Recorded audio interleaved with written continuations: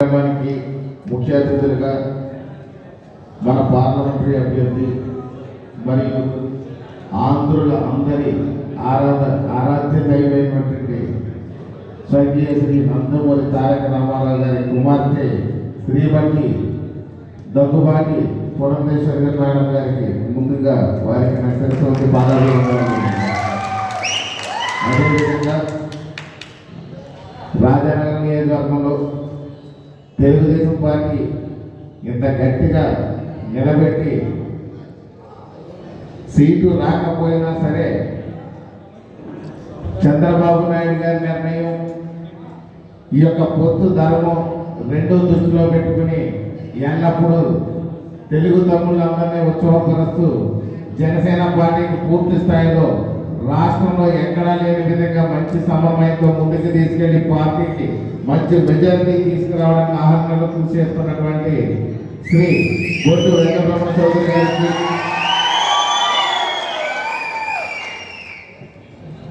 ఒక్కసారి పార్లమెంటు సభ్యులుగాను మరి ఎమ్మెల్యేగా కూడా చేసి ఎందరికో ఆదర్శంగా నిలిచినటువంటి వ్యక్తి, ఒక మంచి ఆధ్యాత్మికవేత్త, ఎందరికో సహాయాలు చేస్తూ ఎప్పటికి కూడా వారి దగ్గరికి వెళ్ళి ఎవరికైనా కష్టం అంటే చెప్తే ఆ కష్టంలో వారు ఆదుకుంటూ ఉంటూ ఎప్పుడు కూడా రాజానగరం నియోజకవర్గ ప్రజలందరికీ కూడా శ్రేయస్సు కోరుకుంటూ ఎక్కడైనా ఎవరు ప్రజల మనసులో స్థిరస్థాయిగా స్థానాన్ని మంచి స్థానం ఏర్పరచుకొని ఉన్నటువంటి మా గురువర్యులు శ్రీ చిట్టూరు రవీంద్ర గారికి చేరుకోవచ్చు.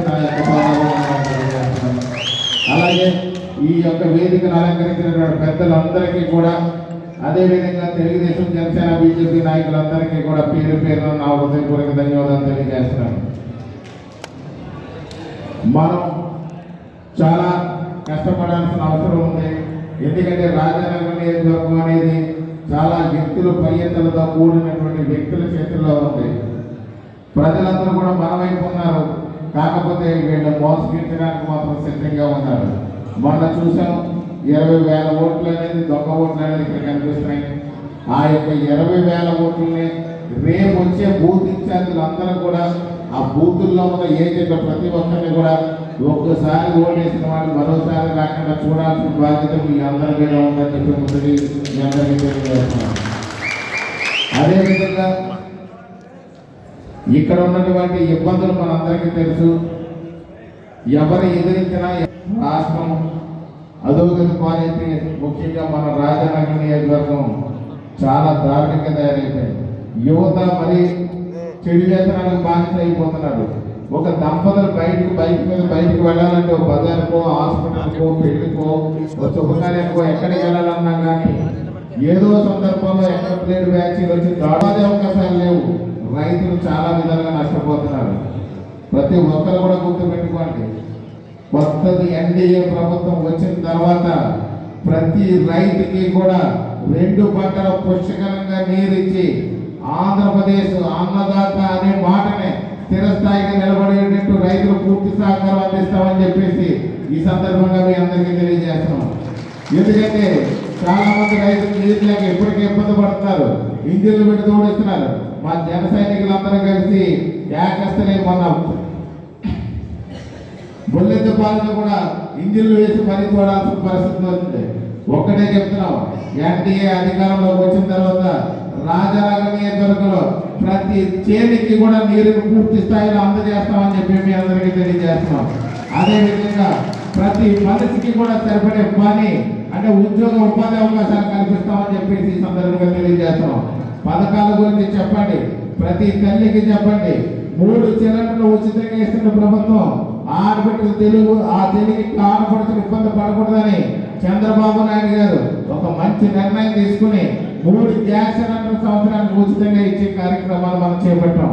అదేవిధంగా చూస్తే ఇప్పుడు ఒక బిడ్డలు చదువుకున్నప్పుడు చూస్తుంటే ఒక బిడ్డకు మాత్రం 13,000 ఇస్తున్న ప్రస్తుత ప్రభుత్వంలో మన ఎన్డీఏ కూటమి గెలిచిన తర్వాత ప్రభుత్వం వచ్చిన వెంటనే ఎంతమంది బిడ్డలు చదువుకుంటే అంతమంది బిడ్డలకు కూడా ఒక్కొక్క బిడ్డకి 15,000 చొప్పున తల్లికి వందనం పేరుతో ఇవ్వడానికి మన ప్రభుత్వం రెడీగా ఉంది. రేపు రాగానే అది ముందు ఇంప్లిమెంట్ చేస్తారు. అలాగే పెన్షన్ చూస్తే 4 నెలలు 4,000 రూపాయల పెన్షన్, అది కూడా ఏప్రిల్ నుంచి ఇంప్లిమెంట్ చేస్తున్నారు. ప్రతి ఒక్కరికి ఇది తీసుకెళ్ళండి. అదే విధంగా 20 లక్షల ఉద్యోగ అవకాశాలు కల్పిస్తున్నారు. ఈ విషయాన్ని కూడా ప్రతి ఒక్కరికి తెలియజేయాలి. నిరుద్యోగ వృత్తి 3,000 రూపాయలు. ఉద్యోగం వస్తే సరే, ఉద్యోగం రాకపోతే నిరుద్యోగులకి గతంలో కూడా 2,000 రూపాయలు ఇచ్చారు చంద్రబాబు నాయుడు గారి హయాంలో. ఇక్కడ నిరుద్యోగులు గాలి వదిలేసి ప్లేట్ బ్యాచ్లు పంపించారు కొంతమందిని అయితే. కానీ అలాంటి పరిస్థితి రాకుండా ఉండడం కోసం ఎవరికైతే ఉద్యోగం రాదో వాళ్ళకి 3,000 రూపాయలు నిరుద్యోగ వృత్తులు అనేది ఇస్తున్నారు. ఇంటిలో ఉన్నటువంటి 18 ఏళ్ల నుండి 59 ఏళ్ల మధ్య ఉన్నటువంటి ఆడపడుచులందరికీ కూడా 1,500 రూపాయల నెల కూడా ఇవ్వడానికి ప్రణాళిక సిద్ధం చేశారు. చూడండి ఎన్ని మంచి పథకాలు ఉన్నాయో. బీసీలకు అయితే 50 సంవత్సరాలకే పెన్షన్ సదుపాయం కల్పిస్తున్నారు. ఈ యొక్క విషయాలన్నీ కూడా మీరు ప్రతి ఓటర్ స్థాయికి, కింద స్థాయికి తీసుకెళ్లాల్సిన బాధ్యత మీ మీద ఉందని చెప్పి ఈ సందర్భంగా తెలియజేస్తున్నారు మీకు. ఎందుకంటే ఎలక్షన్ చాలా తక్కువ రోజులు ఉంది. ఈ తక్కువ రోజుల్లో మనం ఎక్కువ కష్టపడాలి, ప్రతి డోర్కి తీసుకెళ్ళాలి. ఎందుకంటే చాలా మంది ఇంకా కన్ఫ్యూజ్ లో ఉన్నారు, చాలా మంది కన్ఫ్యూజ్ చేస్తున్నారు. ఇంకా పథకాలు పోతాయి. మంచి పథకాలు, అభివృద్ధితో కూడినటువంటి సంక్షేమ పథకాలని చంద్రబాబు నాయుడు గారు ఇంప్లిమెంట్ చేయడానికి సిద్ధంగా ఉన్నారు. ఆ విషయాన్ని ప్రజలకు తెలియజేయాల్సినటువంటి బాధ్యత మీ అందరి మీద ఉందని చెప్పి మరొకసారి తెలియజేస్తున్నాను.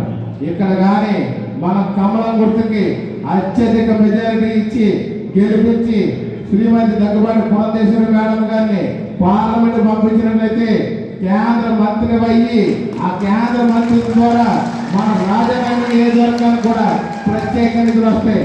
మన స్వాతంత్రం మనం వారికి మంచి మెజారిటీని గెలిపించుకుందాం. అందరూ సిద్ధంగా ఉండండి, కష్టపడదాం. పంచాయతీ తక్కువ రోజులో ఉంది, సమయం తక్కువ ఉంది కాబట్టి ప్రతి ఒక్కరు కూడా ఎవరికి వారు భుజస్కంధాలు పోయి వేసుకుని వెళ్లాల్సిన అవసరం ఉంది.